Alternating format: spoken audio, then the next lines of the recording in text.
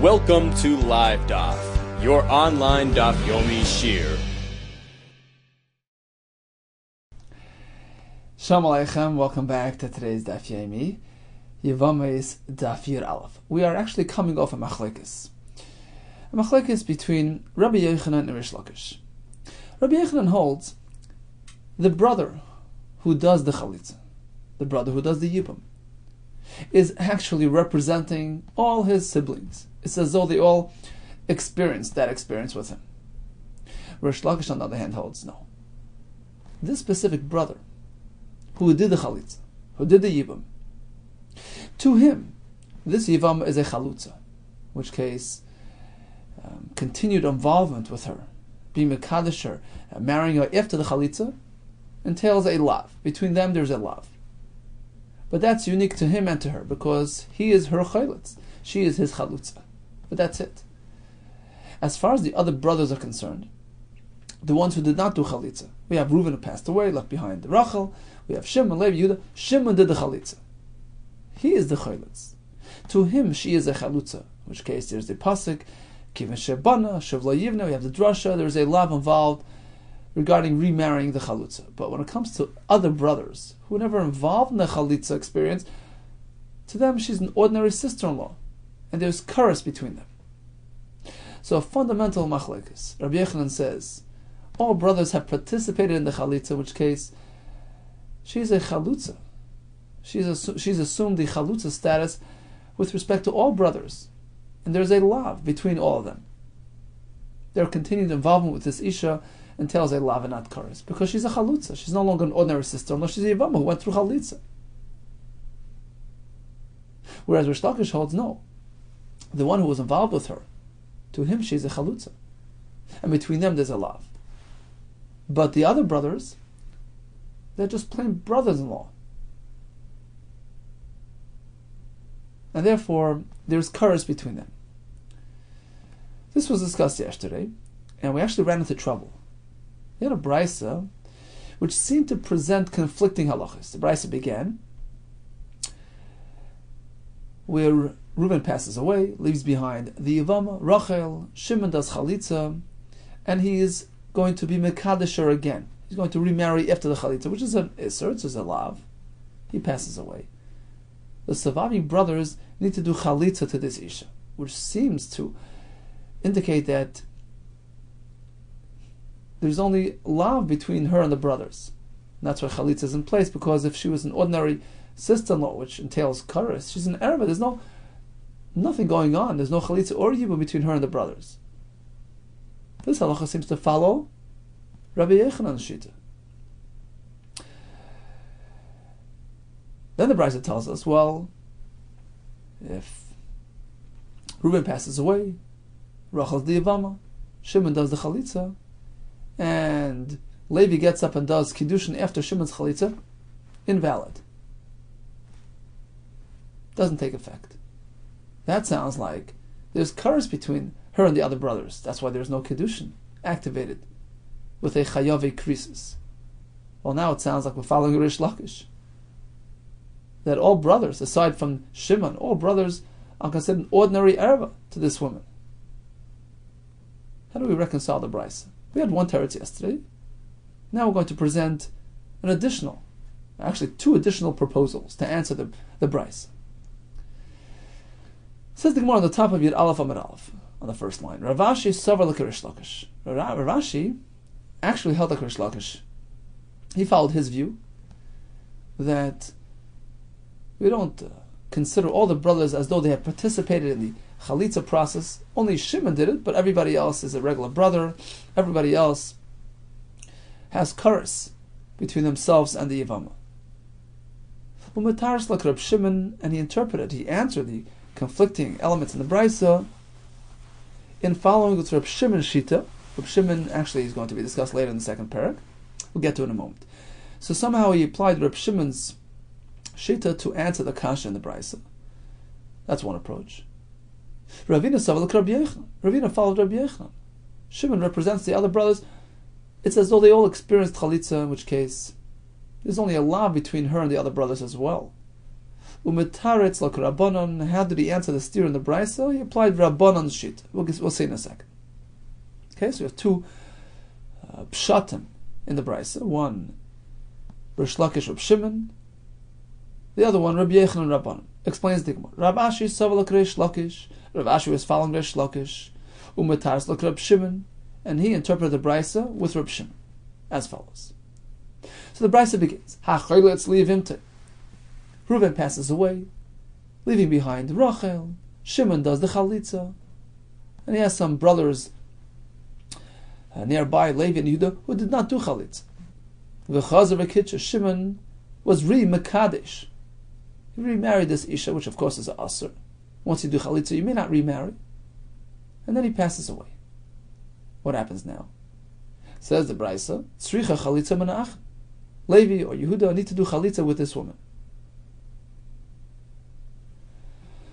Question was, well, according to Rish Lakish, all brothers, aside from Shimon, are considered chayav krisis with this Isha, who's their sister-in-law. She's not considered a Yevama for them because they didn't get involved with her, they didn't do chalitza with her. And once Shimon did chalitza, her Yevama status expired with respect to the other brothers. Karis doesn't get chalitza or yibum. She's a regular ereva. Answer is as follows: Man achen. Who are these brothers? Achen hayiloidim. Brothers who came about later, who were born later at a later date. Keman Reb Shimon. We're following Reb Shimon, who holds that if a brother arrives at a later date, after Shimon already did the chalitza to Rachel, suddenly Levi shows up on the scene, a new brother who never saw Rachel married to Reuven. He never experienced that part of her life. He only came later. He came once. She was already dressed by Shimon. She was already through the chalitza experience with Shimon. In this case, says Rabbi Shimon, Levi is free to marry this Yevama. You see, in our Mishnah that Beis, we had an Isha who's called Eshes Achiv Shaloi Haya Ba'ilame, his brother's widow, whom he never saw. The brother whom he never saw. He never lived at the same time as him. He was born after his brother's passing. He's not a Yibum candidate. He's not suitable for doing Yibum because he didn't live together with his brother at the same time. This is a topic that will be discussed at great length in the beginning of the second parak. So Rabbanon hold that even if the newly arrived brother came after the Yevama had been taken care of, had been looked after by some other brother. So say Reuven passes away, leaves behind Rachel, Shimon, the surviving brother, whom he saw, right, who lived together with Reuven, same time, does even to Rachel, then Levi is born. What happens now? According to Rabbanon, even when Shimon passes away, Rachel may not marry Levi. There's no yibum between them because Levi never experienced Reuven's lifetime. He was never here during Reuven's lifetime, in which case Rachel to him is an erva. Even though, by the time he came, Reuven was no longer. In fact, Rachel was already married to Shimon. It's irrelevant. The fact is, Rachel carries with her that history. She was Reuven's former wife. She was formerly Reuven's wife. And Reuven vis-a-vis Levi is Lehoya Ba'ilame. And therefore, Rachel, even upon Shimon's passing, may not proceed to marry Levi. What does Reb Shimon holds? Well, it depends what happened. It depends when Levi showed up. If Levi came before Shimon was Miyabim Rachel, Reuven's wife, Reuven who he never saw, right? Who Levi never saw, then sure. He has to treat her like an Eshes Achiv Shaloi Haya Ba'ilame, because he never experienced Reuven. But if he arrives after Shimon addressed Rachel, he was Miyabim or Choylitz, such as in our case, he was Choylitz, Rachel, Eshes Reuven. And afterwards he arrives on the scene, he's free to be Miyabim Rachel when Shimon passes away, because he doesn't have to reckon with the fact that she was formerly married to Reuven. He never saw that, he never experienced that. He could just disregard that element. Man achen hayiloidim k'man Reb Shimon. So Reuven passed away, Shimon did chalitza, and then Yiloidim, you have a newly arrived brother who came after that kedushin. Right? Shimon was chalitz, then did kedushin. He wasn't allowed to, but he did it anyways. And then Shimon passes away. Levi came about during Shimon's lifetime. He doesn't have to reckon with the fact that she was once married to Reuven, who he never saw. So he can be Mechayitz. He can be Chayitz Rachel. Why can't he do Yibam? Taisus discusses that. That's the first halacha in the Brisa. Brisa continues. Amad echad min ha'neiladim v'kitsha. But suppose one of Shimon's siblings, who was around when Shimon was Mekadesh his Isha, so they saw Rachel when she was going through the Chalitza process.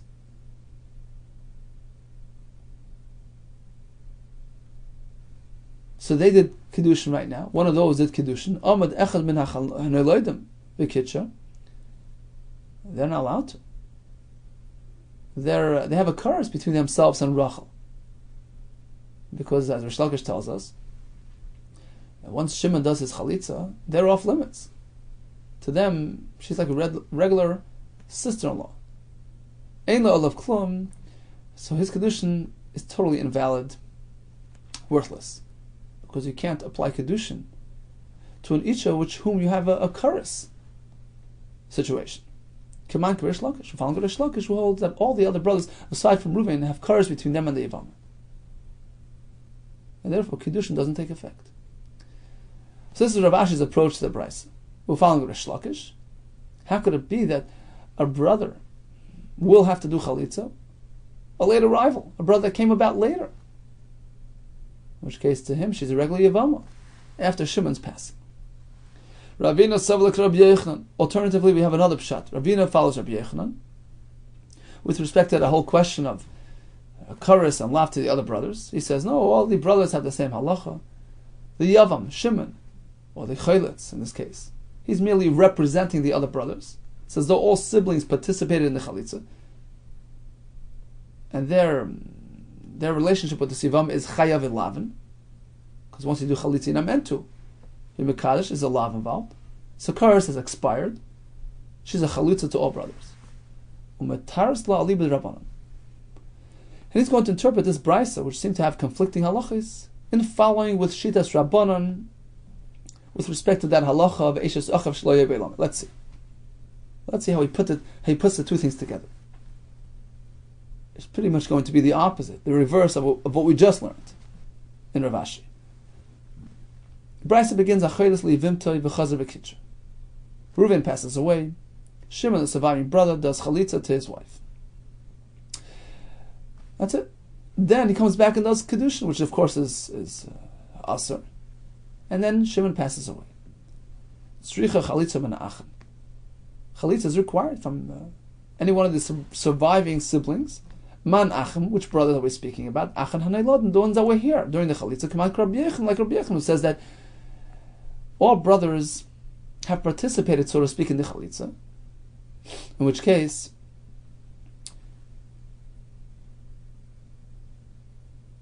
she's not an erva to them. She's a Chayav Elavin. Because after Chalitza you may not marry. It's a lav. Okay, but Chalitza is required in the case of Chayav Elavin. That's halacha number one. The Brisa continues. Amad echad min hayiloidim v'kitsha.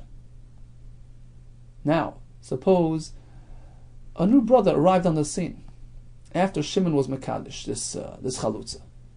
So Levi arrives at a later date, when she's already part of Shimon's household. And then Shimon passes away, and Levi gets up and does Kiddushin. Ein lo olav klum, it's worthless. Command Karaban, like Rabban, hold that this is called Eishes Achav Shlo Yehi B'Olam, even though he arrived after she's been addressed, she's been incorporated into Shimon's household. We can't disregard the fact that she was once married to Reuven, whom Levi did not experience, whom Levi didn't see. So there's curse between them. It's like a regular sister-in-law. And the Kiddushin doesn't work. So bottom line is, we had a brisa with conflicting halachas. We had two pshatim to answer the brisa. Itma we learned, Habal Yevama. Reuven passes away, leaving behind Rachel Yevama. Shimon does Yibam. So he lives with her as married, he's Mekayim as Yibam. So just as we had a discussion between Rabbi Yehuda and Rish Lakish regarding Chalitza, does he represent, or is it his own independent interaction? The same applies to Yibam. Same question. The one who does Yibum, is he doing his own thing, or is he representing all the other brothers?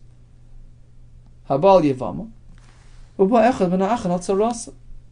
And his sibling does the same to the other Yibum, to Leah. There's Rachel and Leah. And typically, you only do Yibum to one member of the household. Rashi says there's an asay, you're not allowed to. Bayis echadu boina, vein boina beis batim. It's an asay. It sounds like a lav, but it's a lav which is drawn out of an asay, so it has the an asay. So what happens if his sibling, his other brother, does Yibum to the tzara? Question is, what's involved? Is it only asay? It's as though he did Yibum to Rachel, and now he's doing Yibum again, he's doing an asay, or is it worse than that? Is she a regular sister-in-law to him? Because he wasn't involved in the Yibum, it was his brother who did the Yibum. Same shayla, the same discussion, and pretty much the same result as the machlekes bechalitz. Pligi bar of Achar Ravina, machlekes between these two. Chad Amar bekaras, one says the brother gets karas. She's a sister-in-law. You have no business marrying a sister-in-law. V'chad Amar ba'asei. The other Amar says, no, there's only an asay. Madam bekaras, the one that holds karas, Rish Lakish. He follows Rish Lakish that, sure, Shimon who did the first Yibum, he can't proceed. If he proceeds further, he marries a tzar, he has an Isser Asay. But the brothers, they never did Yibum at all. For them, she's just a sister-in-law, Karis. The one that says Asay, that's Rabbi Yechanan. When Shimon does Yibum, he represents the brothers. He says, oh, they also did Yibum. Doing Yibum twice involves an Asay. Amar Vida Marav. You may remember back on Daf Gimel, the Gemara had a diak in the Mishnah, so although we only have 15 in the Mishnah, but we can add 1, 2, 3, 4, we can add a couple more. Here goes. Amar Vida Marav. Tzara Soita Asura. Rashi says, Soita here is speaking where a married woman was Mezana, and there were Edom who would testify. For some reason there was no Misa, maybe Bizman Azeh. In any case, that's the term Soita. An Isha who was Mezana, and then her husband passes away without children. Just as she will not have Yibum done to her, the Tzora as well. That's a Chiddush. We treat her like an Erva to the brother, to the Yavam. Tzora Soita Asura. Why? My timer, Tumok Siva Karayas. The Pasuk says, Bamidbar Heid, in the Pashas Nasa, in the Pasha of Soita, V'nisra v'hinitma, Lashon Tumah, to describe what happened, which is similar to the Lashon used by Arayas. Al titama b'chal eila. Just like an erva is disqualified from Yibum, herself and her tzara, the entire household is disqualified. Same applies to a site. Maser of Chizda, how can you say that? Rabbi Shimon Omer was speaking in a case where a married woman's husband left town. She got word that he passed away, there was an aid, and she thought he passed away. She remarried. It turns up that the husband himself turns up. Here he is. The Gemara in Yevamos tells us Chacham applied a penalty. They penalized the Isha. You should have been more careful. You should have investigated better before you married. She has to leave both husbands. And what happens if the husband passes away? Rab Shimon Omer suppose there are two married women here, married to the same man, and he passed away right after she mistakenly married somebody else. So technically she's still married to him. And then he passed away, so his brother, Achav Shal the brother of the first husband, the real legitimate husband, he does Bio Chalitza to the Yevama, Pater Tzarasa, it works. It addresses the Yevama, it exempts the Tzara. It's a proper Yibum, a proper Chalitza. Now Rashi points out, of course, the Chachamim disagree. They say the Isha herself can't have Yibum, but there's no question that the Tzara can have Yibum a Chalitza. That's agreed upon by all, that the Tzara is not disqualified. That's a Kasha Rav who says that a Soita is treated like an Erva, which affects herself and her Tzara. Amalach Rab responds, how can you compare? Aminalach ano Soita darais. I discussed a Soita min Torah. Rashi says, Shazinsa v'Torah ashraba. We're talking about an issue who did znus. Vadai. Vad Amrach Soita de Rabbanon. You're comparing it to a case of an issue mistakenly married, and In the Torah, there's nothing wrong, but in the Rabbanon, even though she was an Eines, it wasn't her fault. She wasn't really negligent. The Chachamim took her to task. You should have been more careful. That's a different story. And in that case, of course, Chalitza, Yibam is in place, at least by the Tzara. But the Ka'arla, the one who asked the question, my Ka'arla, what was he thinking to compare the two? Because somebody he figured, true, it's the Rabbanon, but called the Tikkun Rabbanon. Typically, when the Rabbanon establish a Takana Ke'en Deraisa Tikkun, it mirrors, it follows the same track as a Deraisa, and if a Soita Deraisa is considered an erva with respect to Yibam, same would apply to this case. And therefore it was a good comparison. Masar Rav Ashi. Here's another kasha on Rav. Nichnasa imay l'seisr. So he warned his wife, don't go into hiding, don't enter a private area with this man. V'shasa imay k'dei tuma, she went into hiding and remained there long enough to do the Avera. Asur l'beisa, she can't go back to her husband. Asur l'chal b'truma, she's disqualified from truma. V'meis, if this man passes away without children. There's no Yibum, as the Gemara explains in Soita, but certainly Chalitza we see works. That's a Kashan Rav who considers her to be an erva without any Yibum or Chalitza obligations. Once again, Rav responds, Amlach Rav, Aminalach, Ano Soita Vadei. So I was discussing an Isha who's definitely a Saita, which means she did znus.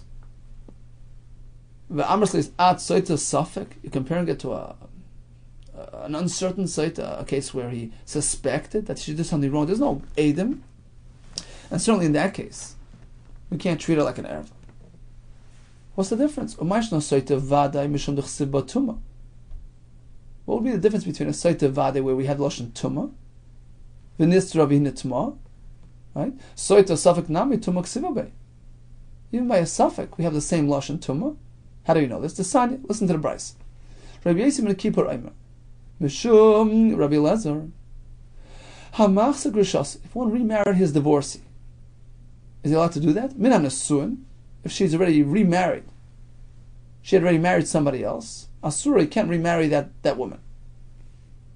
Mina Eris and Muteris. But if she only got engaged to somebody, he can remarry her. Right? The Pasuk says, after the divorce, she went, the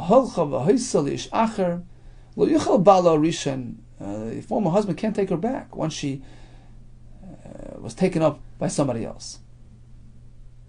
Means, she says, Nivala. She lived as married with the second man. It's too late. Erison is okay. No, Achazu, whether it was only engaged, Achazu or married, either way, whether married, even engaged, Asura, one may not remarry his divorcee. Elama ani mekayim, achareha sherutamo. So what then does the pasuk mean, hutama, which sounds like it's more than just engaged. There was actually involved. There was involvement between the couple. There was bia. There was marriage. No, it's not referring to this case at all.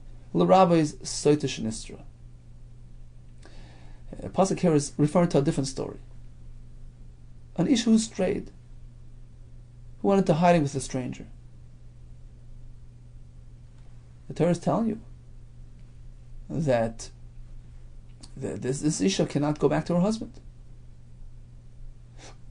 So bottom line is, you learn from this pasuk that even a suffix soita is considered tumah.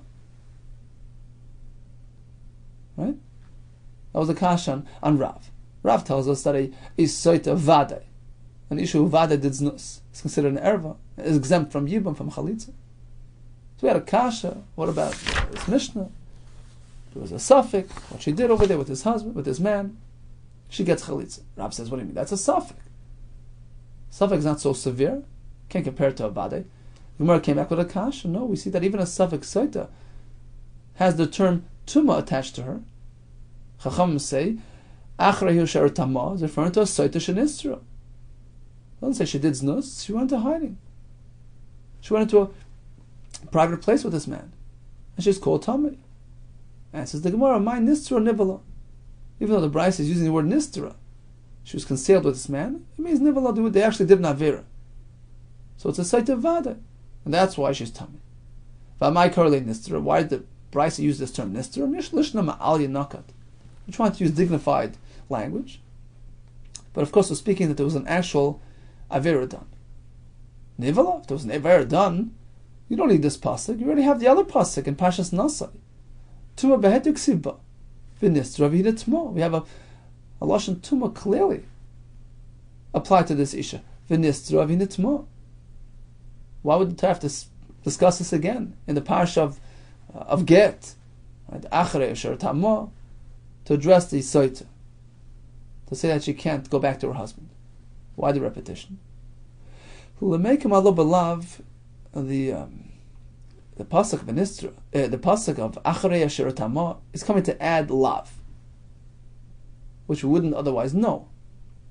If only from the pasuk in Nasai by soita v'nistra v'hinetmo, that's in the context of an asay.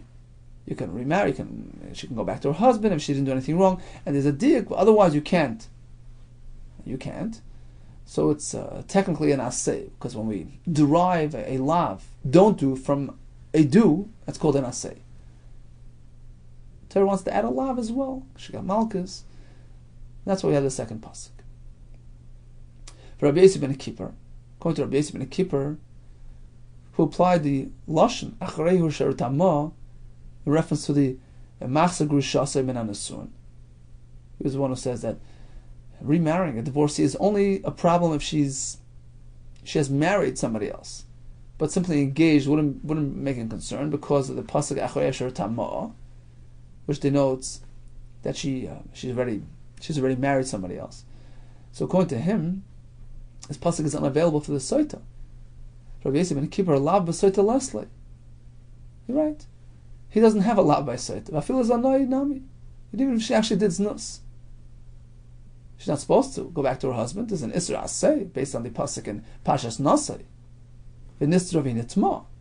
But there's no lav because the pasuk acharei asher tamah. Right? Don't remarry. Lo yuchal bal rishon acharei tamah. That lav is referring to machzor grushasei. My timer. Why is there no lav by this nus, remarrying a soita? Havaya ve'ishus ksivba.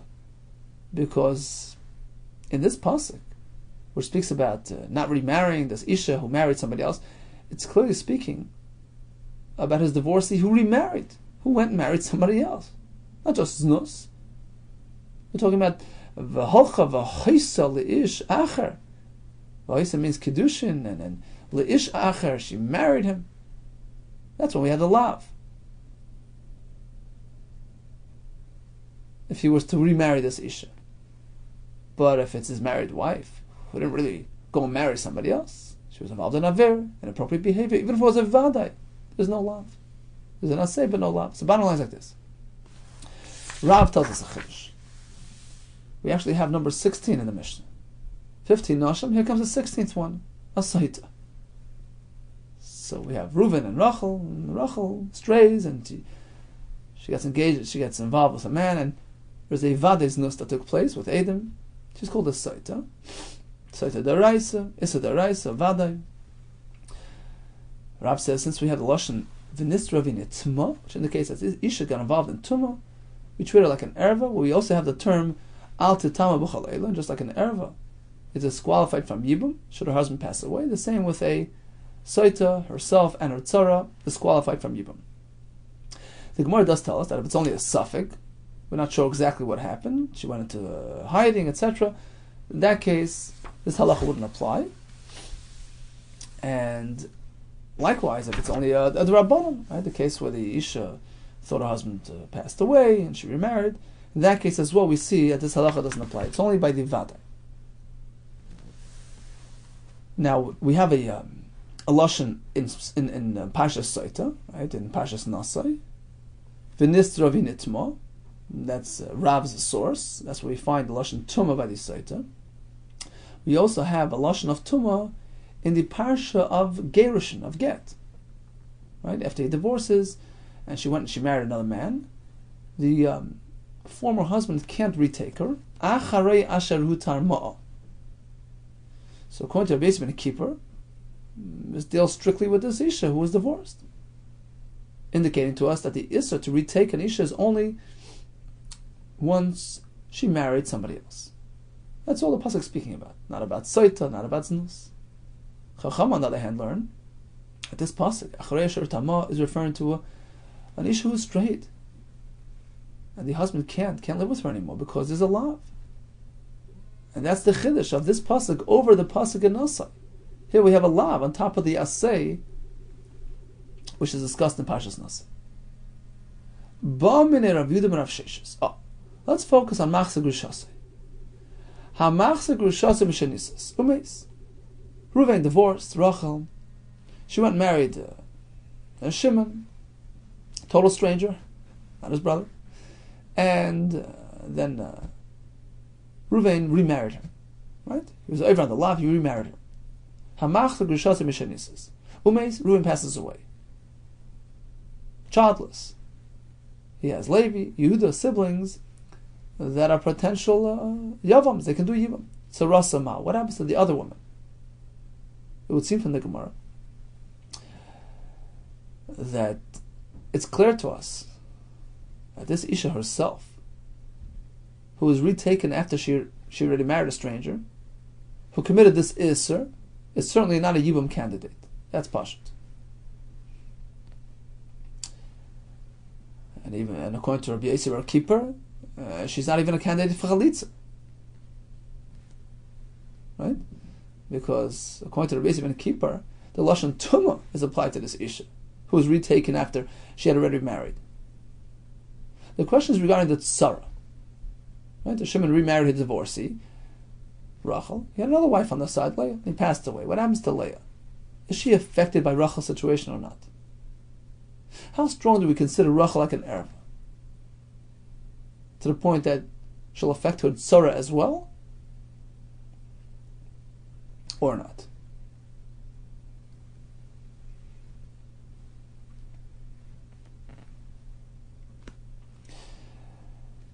So let's say according to Rabbanan, we're going to say that Tzara can have Yibum. She herself certainly can't have Yibum. The Gemara later will tell us why. But can the Tzara have Yibum? So what is Allah? I'll leave it to Rabbi Yehuda Kessler. According to Rabbi Yehuda, there's no question. There's no question that the Tzara assumes the same status as the Grusha, who was taken back improperly. There's no question. Given the Amar Rabbi Yehuda Kessler, Tumah b'machzor grushasei yudach siva. Because Rabbi Yehuda just told us that Lashon Tumah applies to machzor grushasei. And remember, Tumah is very, it's very similar to Lashon by Arayas. So we treat it like an erva. And therefore, tzarasa kamaisa. We treat the other woman just like the grusha. The entire household is disqualified from Yibam. Right? Just like an ordinary erva affects the entire household. Well, you ask, well, the pasuk says Ta'evahi. She's a domination. She's repulsive. He sounds like we're limiting it to the divorcee herself, who was restored. Only she herself is a Ta'eva. He Ta'eva, but not the Tzara. No, we can make a different drasha. He Ta'eva. She is repulsive. Ve'im by now Ta'eva, but her children not. They're not affected by what she did. Rashi says they're suitable matches for Kayhana. They're not Pasal Kuhuna. Hatzar Rasa Ta'eva. But the Tzara is a Ta'eva. Because Rachel and Leah in one package deal, in one household. The Erev and the Tzara are both affected by what happened. So according to Rabbi Yehuda Kessler, there's no question. We know the halacha according to him. The Grusha is disqualified completely, and so is the Tzara. The question applies to the Rabbanan, who seem to disagree. They seem to resist Rabbi Yosef's drasha. So the question is like this: although it appears that according to the Rabbanan, the Lashon Tumah applies to a Saita, not to a Machzor Grushasei, as we just learned. Still in all. There's Pshat and there's Remez, there's Rush. The drasha In drasha world, we apply it to Saita, but there's still the simple meaning of the pasuk. Ein mikra yoitzim de pshutai. The pasuk does not leave its simple meaning. And when you learn the psukim of the parsha of Get, it seems like we're speaking about an isha who you're megarish. You may not remarry her. So there's simple meaning to it too. And perhaps the pasuk wants to refer to this isha, the machzor grishasa, to it as a tumah as well. In which case, she's disqualified from yibum, and her tzara as well can't have yibum. A dilma, or perhaps they'll say no. Kiva the aker. Once we uproot it, once we reapply the pasuk to something else, we take achrei asher tamo. We say it's going on the saita. Iaker, it's been totally uprooted, disconnected from machzor grishasai, and machzor grishasai, at least according to Rabbanon, is unrelated to tumah and would not affect her tzara. Tzara would have to have yibum. That's one way to present the shaila. Ikad Amri. Others had a different approach to this question. According to Shittas Rabban, there's no question. Given this akir, once the lashon achrei asher tama was disconnected from machzor grishasai, it has no lingering effect on her. We don't treat it like an erva, and the tzara at least will have yibum. When does the question apply? When do we have this uncertainty? Aliba the Rabbi Yisrael Kippur, according to him. How are we going to treat the tzara of the machzor grishas? Afagav the Amar Rabbi Yisrael Kippur. Even though Rabbi Yisrael tells us that the lashon tumah applies to what? But machzor grishas dechsiva applies to this isha. But still, we have a miyat, which seems to indicate that only she's affected, but not her tzara. Miyat rachmana he. Right? It says ta'eva he ta'eva ve'ein tzarasa ta'eva. She's a ta'eva, but not the tzara. Or you can say he ta'eva ve'ein, but neha ta'eva. We're coming to salvage the children. They're not affected by what she did. Hatzarasa ta'eva, but the tzara, who's together with her, the same household. They're on the same plane. She is affected. So we're not sure. Bottom line is, what happens to the tzara of a machzor grishasa? Is there a yibum? Is there no yibum? Is there a chalitza? What's going on? Amalei, so he responded. Who was it? Rav Sheshes. Response to Rabbi Yehuda. Tani saw, listen to the Mishnah, which will shed light on this topic. Reuven passes away, leaves behind two Yevamos, Rachel and Leah. Shimon is a potential Yavam. So he's faced with two Yevamos. One was kosher, one was pasul. We'll see what this is. If he chose to do chalitza, which one should do chalitza to? Chalitza lapsul, do it to the one that's pasul. Because chalitza disqualifies the isha from marrying kohen. May as well do it to the psula who's already pasul to begin with. If he was choosing to do yibum, miyabim l'kshera, he should be miyabim the isha who's kosher. Now, what does psula and kshera mean in this context? My kshera, my psula. Ilam kshera, kshera la'alma. Kshera means that she's miyuchas, she's a suitable candidate to marry a kohen. And psula means psula la'alma. Likewise means she was pasul to a kohen. Well, he's a Yisrael. What relevance does it have to him? He's a Yavam, a Yisrael. What does he care whether this Isha standing in front of him is kosher or pasul to a kohen? Given the L'didei Chazia, since they're both right to him, my nafka limino, what difference does it make to him? Who's the kosher, who's the pasul? Let him decide. It's his own prerogative. Who he wants to do chalitza to, who yibam. Oh, elalav, apparently the Brisa means like this. When we say kshera, it means kshera lei. So Rachel is a suitable match for Shimon. And when we say psula lei, Leah is unsuitable for Shimon. What are we speaking about? What's wrong with them? Apparently we're speaking about such a case where Reuven, his this departed brother, took back his divorcee. Right? So he left behind Rachel and Leah. Rachel was the machzor grishasa. So now when Reuven passes away, Shimon has a problem with Rachel. Rachel is unsuitable because she was a grusha who's taken back by his brother Reuven. So that's the case of the Mishnah. Reuven was Megarish Rachel, remarried her, passed away, leaving behind Rachel and Leah.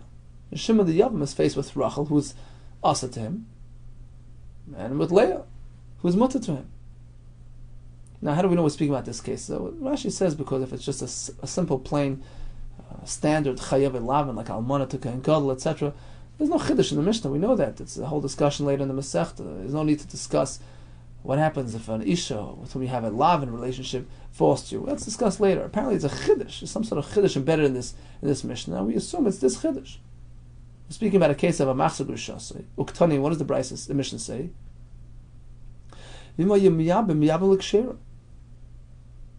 If you're going to do yibum, you have to do it to Leah, who's not the grusha. So it's pretty clear from the Mishnah that a tzara of a machzor grusha is mutar yibum. That answers our question. No, perhaps when we say kshera psula, we're referring to the broad concept of kasher. She's a miyucha, she can marry a kohen. Psula means psula alma, she can't marry a kohen. But the Ka'amas, what about your question? Kira de l'dechazi, since she's right to him, she's a Yisrael. What relevance does it have to him? My nafka limina, what difference does it make? Mishum de Rabbi Yosef, you're right. To him it makes no difference. But be considerate. That's the lesson that the Mishnah is telling us. Damar Rabbi Yosef, Kanshana Rabbi. In this very Mishnah, Rabbi teaches us a profound lesson in being considerate and having avas Yisrael, being sensitive to the Isha. You see, to him personally it makes no difference. Rachel and Leah are both suitable candidates for Chalitza or Yibum. But it so happens to be that Rachel has some baggage that she's carrying into the Yibum situation. She's already a grusha from way back. She's an almana, in which case she can't marry a Kain Gadol or a Kain Hedyot. So when you do the Chalitza, do it to the Isha who's already disqualified from marrying a Kain. Don't dump it on Leah, who's right now going to become disqualified and not ready for a Kain. May as well. Be considerate. Tam Rabbi Yosef, Kanshana Rebbe. In this mission, Rebbe tells us a profound thing. Lo yishbach adam mei borer. If you have leftover drinking water from your well, don't just spill it out. Lo yishbach adam mei borer v'achirim tzrichim lehem when others need it. So sure, this Yabam couldn't kill. Makes no difference to him who he does chalitza to, but if you're going to do chalitza, may as well do it to the one that's already passed, in which case you're not harming the tzara unnecessarily. And she can go and marry a kohen now.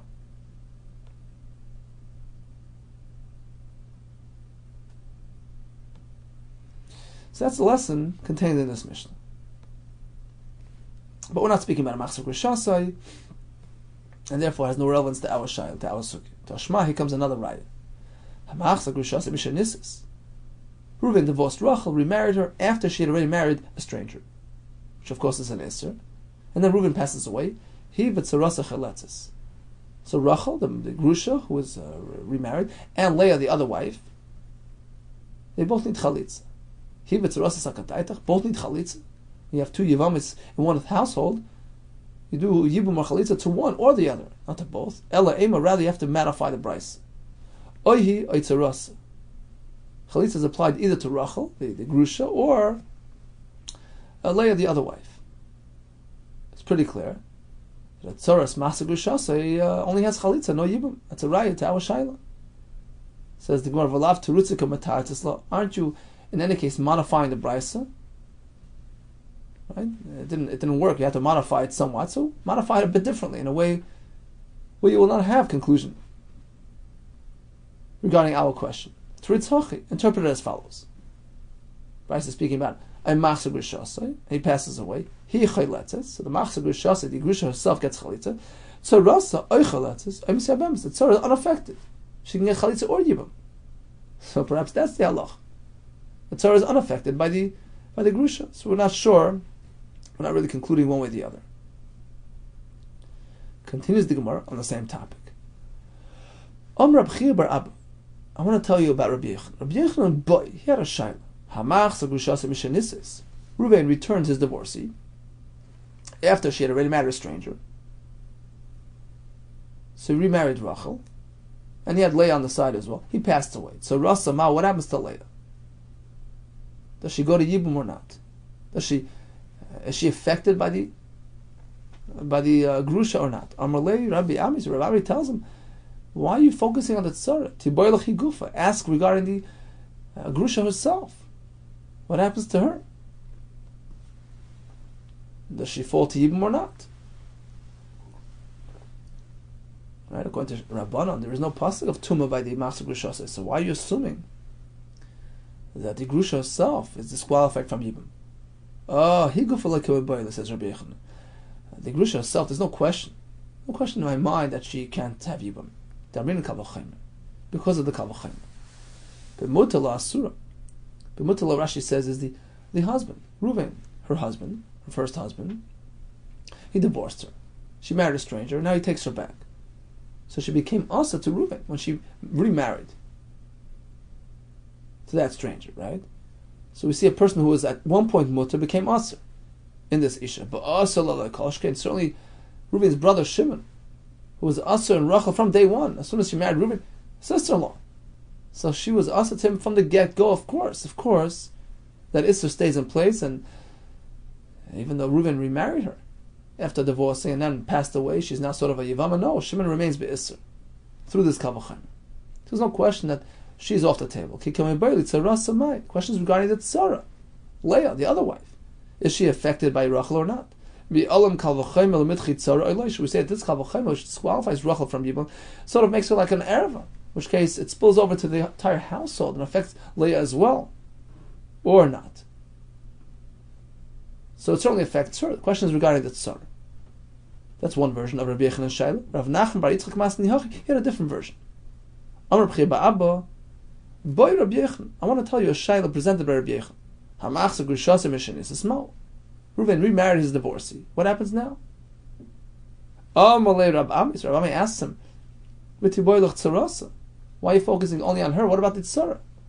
Maybe she's also affected. He answers, tzarasa lekim and boyle. I have no question that the tzara is unaffected. Rachel is affected because of the kavachim that we just had. But she's not turned into an erva because of the kavachim. It doesn't affect her tzara. There's no question that tzara needs yibum. Elaka can be boily, he goof. The question is regarding the Isha herself, who is a grusha. Mai, what happens to her yibum? Mi olam kavachim b'makam mitzvah. Shall we apply this kavachim even to push away the mitzvah's yibum? Is it strong enough to do that? Or perhaps it's a nice kavachim, but not to the point of disqualifying her from yibum. Amalei. So I guess it was Ramami responding to Rabbi Yehuda. Tani Suha. I'll prove to you the halacha from a Mishnah. This is very similar to the discussion we had earlier. The Mishnah says, Haisa achas ksher achas psula. So a Yavam is faced with two Yevamos. One is kasha, one is pasul. Which one should he apply the chalitza to? If he was choosing to do chalitza, let him do it to the isha that's already pasul. If he was doing yibum, miyabim l'ksher, do it to the isha who's kasha. My ksher, my psula. What do these terms mean? Ile mekshera ksher la'alma. Kasha means she's kasha to marry a kohen. Psula means psula la'alma. She's disqualified from marrying a kohen. What difference does it make to the yavam who's a Yisrael? Even the dechazia, if she's right to him, my nafka let me know. What difference does it make to him whether or not she's suitable for a kohen? Elalav. Apparently, ksher means ksher late. That Rachel is suitable for him. Psula, when we say psula, means the other ladies, psula, she's disqualified. She can't marry him. Why? What's wrong with her? Machzor Grishasa, because his brother remarried a divorcee. So one of them was a divorcee, one of them not. Uktani, what does the Mishnah say? So yibum, you do it to the one that's mutter to you. Apparently, a tzara of a divorcee is mutter. What? No. Kshera la'alma, psula la'alma. Kshera doesn't mean to him personally. It means to the general public. The Ka'amris, well, what about Yukasha? Given the Dechazia, if she's right to him, he's a Yisrael, doesn't pertain to him. My nafka let me know. Why is he reckoning with these factors? But Adam L'chaver, Aves Yisrael. Be considerate. Mishum de Rav Yosef, right? Kol Shana Rebbe teaches us, don't spill out good quality water, when others need it. So we're speaking without a Machzor Grishasa. They're both kasha to Shimon. The problem is one of them is already a grusha or chalitza from beforehand, and she's disqualified from marrying a kohen. So do the chalitza to that isha rather than harming the other isha's prospects of ever marrying a kohen. So in any case, we're not speaking machzor grusha, so it has no relevance to our discussion. Tashma, here comes the right from the next price that we already had before. Hamachzor Grusha B'Shem Nisis. One remarries his Grusha. He b'tzarasa chaletzes. So she, meaning let's say Rachel and the Tzara Leah, both go through chalitza. He b'tzarasa zakataita. Why would two nashim coming from the same household require chalitza? It's one or the other. Elaima rather interpret as follows: Oyhi Tzarasa, whether Rachel or Leah, chalitza applies. Oh, so here you go. You see that the Machzor Grusha, the Isha herself, can't have Yibum. That's a right to that Shaila. Only Chalitza works, right? Oyhi Tzarasa, get Chalitza. She's also for Yibum. And also you see that the Tzara is affected as well, and she could also only have Yibum. So it's right to both questions. But aren't you, in any case, modifying the Brisa? So modify it a bit differently. Once you're modifying it, you can do it in a way which will be compatible with my Shailas. Teritz Hachi, interpret it as follows. Sure, the Grusha herself, because of that Kal V'chomer, is unsuitable. She's disqualified from Yibum. Only Chalitza can apply to her. But Sarasa, the other wife, is not affected. Perhaps either or works, either Chalitza or Yibum. In any case, we don't have a conclusion. We have a clarity when it comes to the Tzara. But it's pretty clear from the Brisa that the Grusha herself cannot do Yibum. It would seem that it's based on the Kal V'chomer that we mentioned earlier. Okay, so bottom line is, we learned about a Brisa, we had conflicting halachas, we had two suggestions. One followed Shittas Rabbi Yechon, one Rish Lakish. Rish Lakish was the one who says that only the brother who actually proceeded with the Yibum or Chalitza gets that special status, in which case remarrying after the Chalitza involves a lav, remarrying after the Yibum, remarrying the other Tzara after the Yibum involves an asay, but the other brothers, they're just plain brothers, and there's a curse between them and the Yevamos. Whereas Rabbi Yechon says, it says, they all experienced the Chalitza and the Yibum, and they're all downgraded from curse to lav or to asay. Rav tells us, a soita vadai is considered like an erva, in which case she and her tzara are disqualified from Yibum.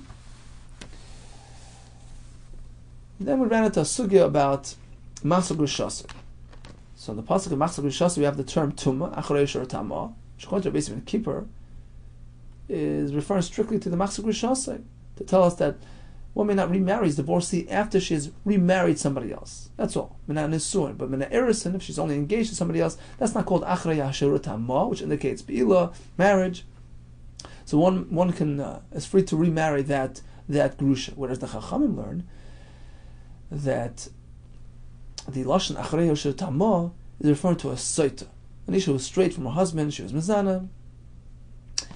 And basically we end up with two psukim speaking about the same Isha, where the pasuk in Parshas Nosoi, V'nistra v'nitma, it's coming to tell us that one may not continue living with a Soita, that's an Isra Asay, and we have this pasuk of Acharei Shor Tama, don't remarry this, don't retake this Isha, that's a lav applied to a Soita. What happens in a Yibum context with a Machzor Grusha? So he retook his divorcee. What happens regarding Yibum?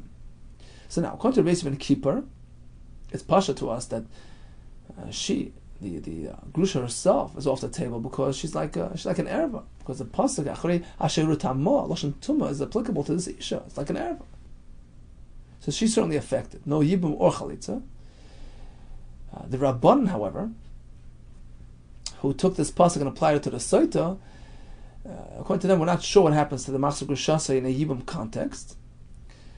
According to the conclusion of the Gemara at the Maskana, we do have a Kal V'chomer, that even according to Chachamim, we're going to disqualify the Machzor Grusha from Yibum. So there's certainly no Yibum, but there is Chalitza. And one remaining question is, what happens to the Tzara of this Isha? Does she have the same status as the Grusha herself? So according to basically a keeper, just like the Grusha herself will not have Yibum or Chalitza, perhaps the Tzara will have the same story. And according to Rabbanan, the Grusha herself that has no Yibum but has Chalitza, perhaps that will be applicable to the Tzara as well. Only Chalitza without Yibum. All the best to you and much hatzlacha.